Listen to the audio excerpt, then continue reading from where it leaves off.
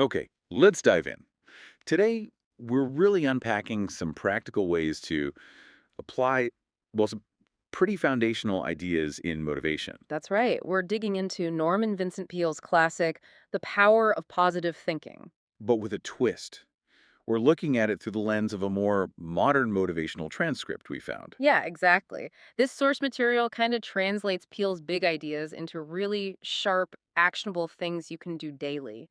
So if you're looking for a quick way to get a handle on anxiety, maybe build some real happiness, this stuff is gold. And that's our mission today, right? To pull out those practical habits, let's call them golden nuggets, the things that promise to shift your focus away from all that negative noise and toward, actual results. hmm And we kick things off with golden nugget number one, which is basically you got to create your own inner happiness, the core idea. Happiness is a choice. It's even a responsibility, the source argues. So if you're unhappy a lot, Uh, it's probably coming from negative thought patterns, resentment, that sort of thing. yeah, or just a generally kind of crappy outlook, as the source puts it quite bluntly. It's so easy to just sit and dwell, though. We all Yeah. do it. Mm. You know it's not helping logically, but your mind just stays stuck there. Right. And Peel's fix for that is what he calls the happiness habit, which means actively pushing upbeat, kind of cheery thoughts into your mind all day long. It sounds simple, but also hard. Well, yeah. And what's interesting connecting this to psychology, it's very much like behavioral activation. You act first, the feeling follows. You don't wait to feel happy to do happy things. That's the real kicker, isn't it? You have to force it, especially at the start. It feels totally fake. Completely. You literally have to make yourself put on that upbeat music. Or, tackle something productive. Hit the gym, even if you'd rather stay on the sofa. Or, and this is important, intentionally spend time with friends, the ones who are actually going to make you laugh. Lift you up, yeah. And underpinning that forced action is just simple awareness. Part of the work is training yourself to notice the good stuff already around you. The source calls them simple beauties and miracles. Like Cadway, seeing the sun, hearing Yeah. birds. Exactly. Feeling warmth on your skin. These basic sensory things can act like a circuit breaker for negative thoughts. Okay, so the actual practices Mm. catch yourself spiraling, maybe gossiping, feeling guilty, getting angry, and immediately force a positive thought Mm. or positive action. Yes. Just keep doing it relentlessly, even if it feels manufactured for weeks. It's about building that mental muscle. Okay, that discipline seems like a good bridge to golden nugget number two, the antidote to anxiety. Yeah, and what's really striking here is how the source just immediately flags anxiety as, well, a huge waste of energy. People burning themselves out, fuming and fretting about things that they cannot control. Sound familiar? Oh, definitely. It reminds me of Stephen Covey stuff, the whole circle of influence versus a circle of concern. Exactly that. Focus only on what you can actually change, your actions, your choices. That's your circle of influence. Everything else, politics, the weather, what Janice in accounting thinks of your report. That's the circle of concern. You got to Right. actively let it go. Tell yourself, can't change it. Moving on. It takes practice. So how do you do that? How do you actually release it? Well, Peel's suggestion, and the source echoes this, is about slowing down, physically and mentally decelerating. The main weapon against anxiety, according to them, is finding peace, often through meditation or just quiet time. They get specific, right? Like at least 15 minutes a day. hmm Minimum 15 minutes, just dedicated to calming the mind, thinking peaceful thoughts. Or the really hard one, thinking nothing at all, Mm. which is challenging. Very challenging. So, for people who struggle with the nothing part, the source gives this great visualization technique. You close your eyes, yeah, and you mentally go somewhere deeply peaceful. A favorite vacation spot, maybe a childhood memory. Okay. Then you dive into the sensory details. What does it smell like? How does the air feel? Feel the sand on your feet, maybe? Or Weird. the water, if you're picturing the ocean. Precisely that level of detail. Total sensory immersion. It's about creating a mental escape hatch. Yeah. And the point is, this separation time is crucial, non negotiable. Whether it's 15 minutes of visualization or maybe a longer yoga class or going for a run. You need that break to kind of flesh out the stress. Exactly. Clear out the mental toxins that build up. Okay, so slowing down helps manage anxiety. But the next couple of nuggets seem to be about speeding things up in a way through expectation. Let's talk about the seed metaphor. Golden nugget three, expect the best. Yeah, this one's pretty direct. If you plant seeds of doubt, expect failure. Guess what? You'll probably find a way to fail. But if you plant seeds of possibility, expect to succeed. A life tends to give you more of whatever you're planting in your mind. You start seeing opportunities instead of just obstacles. That leads into a really challenging idea from the source material, Hmm. this perspective shift. The idea that life doesn't just happen to you, it happens for you. Right. So every bad thing, every setback, it's not just random misfortune, it's framed as a setup. A setup for what? They're a lesson, something you needed to learn to move forward. It's designed to teach you something essential. Hmm, I can see how that's powerful, but what about really terrible things? Genuine tragedy. How does that setup idea not feel, I don't know, dismissive? That's a fair question. And the source isn't saying don't feel the pain, the grief, the anger. That's real and necessary. But the setup belief is a tool. It forces you, even amidst the pain, to start looking for the lesson, however small.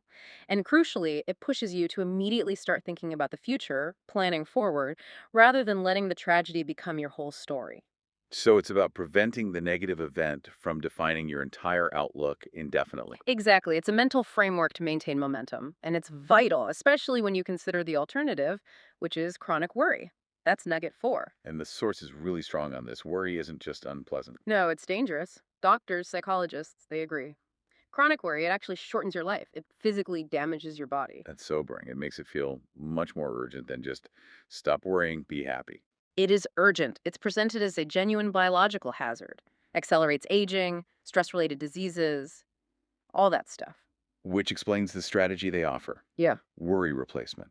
Not just stopping, but filling the void. Yeah, the speaker in the source material shared a really personal story about this intense stress. Chest pains, heart palpitations, rating life satisfaction like a 3 or 4 out of 10 Yeah. consistently. Wow. Right. And the solution wasn't just trying to relax more, it was actively replacing that worry and fear Oh. by building a plan, forcing themselves to create specific concrete goals, financial goals, health goals, career goals. So replacing the vague dread with specific positive things to aim for. Exactly. It generated excitement, hope. It gave the mind something positive and structured to focus on instead of the fear.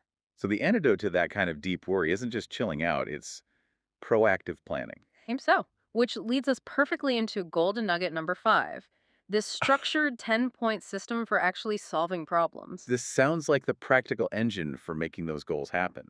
Pretty much. Yeah. And the whole system rests on one core belief. Every problem has a solution, maybe even several.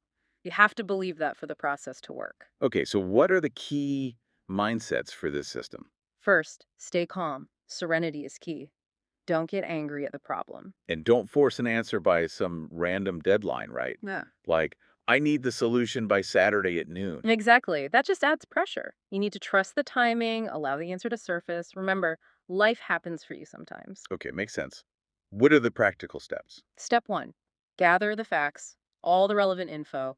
Do your homework on the problem. Step two, write it all down. Get all the facts out of your head and onto paper. Yeah, like if the problem is a difficult project at work, write down the timeline, the resources you have, who's involved. Just seeing it laid out brings clarity, separates fact from fear. So it's partly external research, partly internal work. Totally. The next part involves blending that research with more contemplative stuff, spending time playing about it, if that's your thing, or just thinking deeply about the issue. Maybe while walking.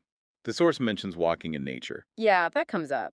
It's about letting your conscious mind rest a bit, letting the subconscious chew on it, and trusting your intuition, that inner sense of knowing. big time.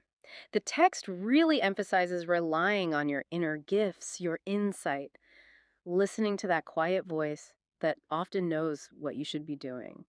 It suggests religious services or just long walks with music again. Anything to let that intuition surface. Mm-hmm. And the final step is crucial. When an idea comes, that little spark, that aha moment, you have to trust it. And write it down immediately. Don't let it float away. Immediately capture it. Then you can ponder it properly later. It's this cycle: analyze, rest, listen, capture. That's how the solutions emerge. Okay, that's a very practical framework. Now, the final nugget, number 6. Yeah. This one feels heavy. How to handle heartache. Yeah, this one acknowledges something universal. Everyone faces heartache, loss of a loved one, divorce, a big breakup, major failure. It's inevitable, unfortunately. Right. But the advice here is, well, it's tough and maybe a bit counterintuitive. The advice is to resist the heartache Resist it. How? by staying busy. Purposefully busy. So, after a loss or a major defeat, the advice is get back to normal life as soon as you possibly can. Pretty much. Back to work, back to your goals, back to the gym, eating properly. Spending time with supportive people, friends, family. Yes. And the instruction is really explicit. You have to resist that temptation to just sit and brood and feel sorry for yourself. Hmm. Okay, but wait, is staying busy always the best approach? Isn't there a risk of just avoiding the feelings, shoving them down? That's the critical distinction, I think. The source isn't saying don't feel sad. Sadness is part of it. You have to process it. But it's about not letting yourself dwell there indefinitely. Exactly. It's about not letting your mind get stuck in that negative loop for too long. Because if you do, the source warns, the heartache can kind of take control. It wins the battle for your headspace. So the structured, goal-oriented activity is a way to keep moving forward, even while processing the pain. It prevents the despair from completely taking over. That seems to be the idea. It's about not letting it paralyze you. It's a strategy for resilience, I suppose. Okay, so wrapping this all up, Hmm.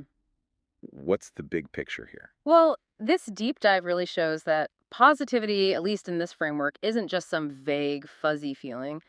It's demanding. It requires specific actions, constant mental adjustment. Like consciously shifting focus from the circle of concern to the circle of influence. Right. And building actual structures for support, like setting concrete goals, having that problem solving system ready. And it underscores that connection between our mental state and our physical well being. That worry thing is serious. Undeniable. We now know that stuff literally impacts your body. So, control over your life ultimately comes down to disciplined thinking and taking positive action. Even when, maybe especially when it feels totally forced and unnatural at the start, Yeah. you build the habit through repetition. Okay, so here's a final thought for you, our listener, to take away and maybe chew on.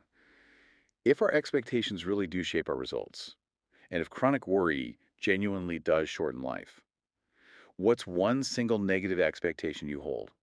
That thing you habitually worry is going to go wrong. Could you replace that specific worry right now with one small, concrete goal or positive action step? Even a tiny one. Just to begin reversing that potential damage, both psychologically and maybe even biologically. Define that first small, maybe slightly forced action, and maybe start building that habit today.